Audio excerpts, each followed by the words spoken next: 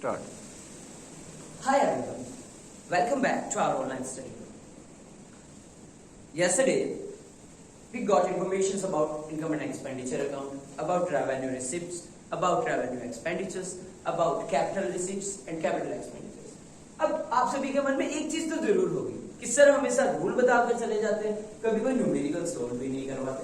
तो I'm here in front of you to start your syllabus with the numerical problem. The question number 1 from our PS Galewal. Volume first and view. Let's have a look about that. Page number 1.59. From the following particulars relating to Shamdi Charitable Society, मैं पहले भी बता चुका हूँ जितने भी एनपीओज होते हैं, जितने भी ट्यूशंस आपको मिलेंगे वो किसी भी फर्म या बिजनेस के नहीं मिलेंगे. ये या तो आपको हेल्थ क्लब्स के, हॉस्पिटल्स के, चैरिटेबल ट्रस्ट के, नॉन गवर्नमेंटल ऑर्गेनाइजेशंस के या नॉट फॉर प्रॉफिट ऑर्गेनाइजेशंस के ही मिलेंगे क्योंकि इनका मेन प्रॉफिट मोटिव नहीं होता. आइए सुनिए. From the following particulars relating to Shamji Charitable Society, prepare a receipt and payment account for the year ending 31st March 2019. I've already made the format receipt and payment account.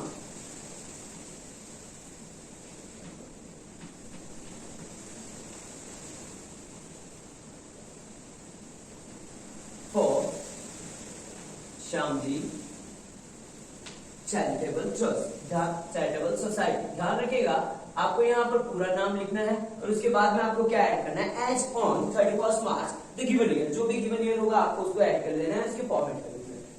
हमेशा ध्यान रखिएगा ये चीज कि अगर आपके न्यूमेरिकल टोटल भी नहीं हो पा रहे हैं तो आपका फॉर्मेट भी आपको अच्छे मार्क्स प्रोवाइड करवा सकता है. But it should be neat and clean. First, cash in hand on 1st of April 2018 16,000 rupees and cash at bank as on 1st of April 2018 28,000. जैसा कि आप क्वेश्चन बुक 1 में देख पाएंगे कि हमें दिया हुआ है कैश बैलेंस, तो ऑब्वियसली पहले का बैलेंस है तो अपन यहाँ पे क्या लिखेंगे, टू बैलेंस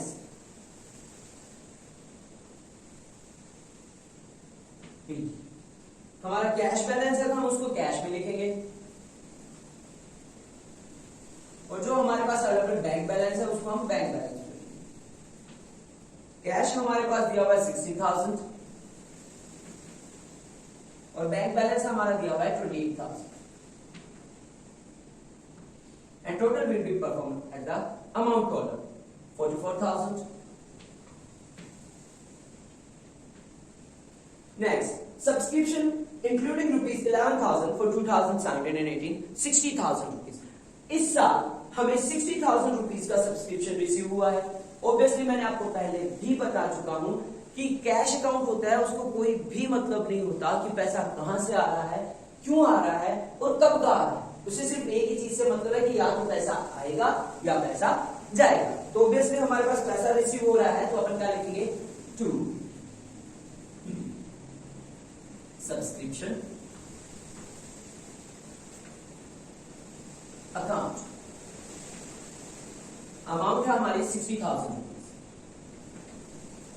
ध्यान रखिएगा जब भी आप अमाउंट को लिखें तो इसी फॉर्मेट में लिखें, ones, tens, hundred, thousand and 10,000, ताकि आपको अलग से इसको टोटल करने की जरूरत नहीं पड़ेगी, आप यहीं पे इसको टोटल कर पाएंगे. नेक्स्ट हमें दिया हुआ है डोनेशन फॉर बिल्डिंग.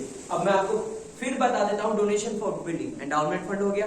बिल्डिंग के लिए पैसा मिला है तो ऑब्वियसली यहां तो आएगा ही आएगा, साथ के साथ में कहां चला जाएगा, बैलेंस शीट में भी चला जाएगा, इनकम एंड एक्सपेंडिचर में नहीं आएगा. तो पैसा आया है बिल्डिंग के लिए तो लिख लेते हैं, to donation for building account.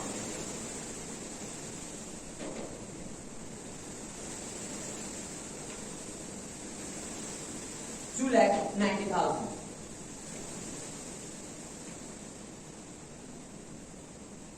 Next दिया हुआ मिसलेनियस एक्सपेंडिचर्स. मिसलेनियस एक्सपेंडिचर्स यानी ऐसे बहुत सारे छोटे छोटे खर्चे जिनको अलग अलग नाम से ना लिखना पड़े, उनको गैदर करके, उनको कलेक्ट करके एक साथ इकट्ठा करके एक ही हेड में डाल दिया जाता है और एक ही हेड लिख दिया जाता है क्या, बाय मिसलेनियस एक्सपेंसेस अकाउंट. हमने पेमेंट किया है 98,000. हम यहाँ पे लिखेंगे 98,000। देखिए जो पैसा जा रहा है उसको अपन क्रेडिट साइड में लिखेंगे और जो पैसा आ रहा है उसको अपन डेबिट साइड में लिखेंगे। नेक्स्ट लिखा हुआ लोकल रेंट। अब बात आती है लोकल रेंट की। काफी सारे स्टूडेंट्स को ये कंफ्यूजन हो जाता है कि sir it's not given about the local rent that it we have paid और वी हैव रिसीव्ड इट। तो ध्यान रखिएगा, जब हमारे पास मेंबर्स होते हैं हमारे एनपीओ में, तो हम सभी को क्या करते हैं, हमारा जैसे एनपीओ हमारे 10 मेंबर है तो हमने सबको एक एक अलमीरा, एक एक वार्डरोब, एक एक लोकर अवेलेबल। तो उस लोकर के लिए भी एक फिक्स किया जाता है कि वो एक अमाउंट, एक फिक्स अमाउंट हमारे एनपीओ में सबमिट करेंगे। इसलिए ताकि हमारे एनपीओ में थोड़ी थोड़ी करके भी इनकम कलेक्ट होती चली जाए। तो ये हमारे लिए इनकम है, हम लिखेंगे 32,000 टू लोकर रेंट, अर्थात 32,000। नेक्स्ट हमें दिया हुआ है एंट्रेंस फी। कल भी अपन बात कर चुके हैं इसके बारे में। The day before yesterday we had also talked about this matter, entrance fee, और yesterday we had also talked about this matter, entrance fee।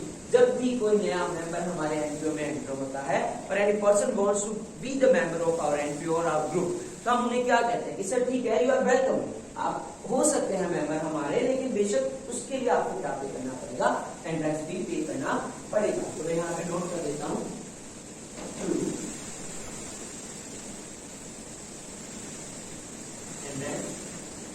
fee amount. Let me check out the amount. 41,000.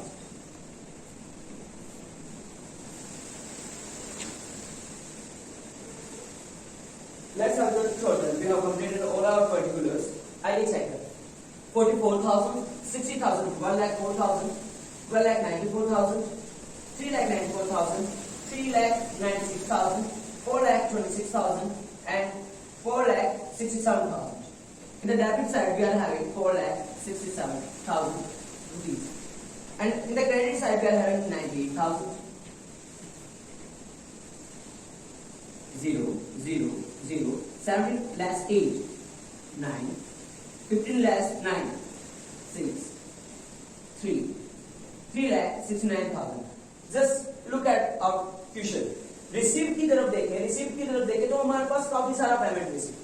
ये सारा payment कितना हुआ, 4,67,000। और अगर हम हमारे खर्चों की तरफ देखें, एक्सपेंडिचर्स की तरफ देखें, तो हमारे एक्सपेंडिचर्स की बात आती है तो हमारा एक्सपेंडिचर अकेला है यहाँ पर कितना, 98,000।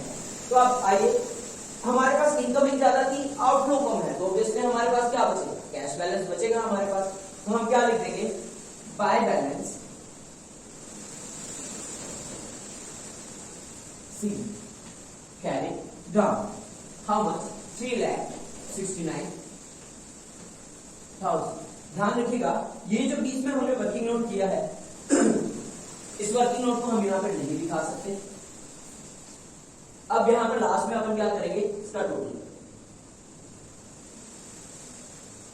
टोटल था हमारा 3,69,877, 467, 4,67, yeah, 4,67,000.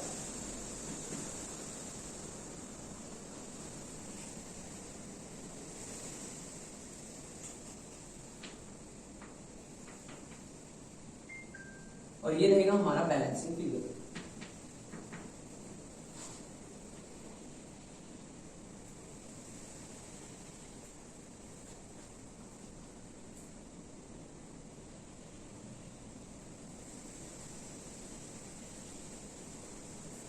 Before going to the next topic, I would love to do one more thing. I would love to say one more thing कि यहाँ पर जो हमारा बैलेंस निकल रहा है उसको बैलेंस शीट के एसेट साइड में भी ट्रांसफर किया जाता है, इनकम एंड एक्सपेंडिचर में नहीं किया जाता।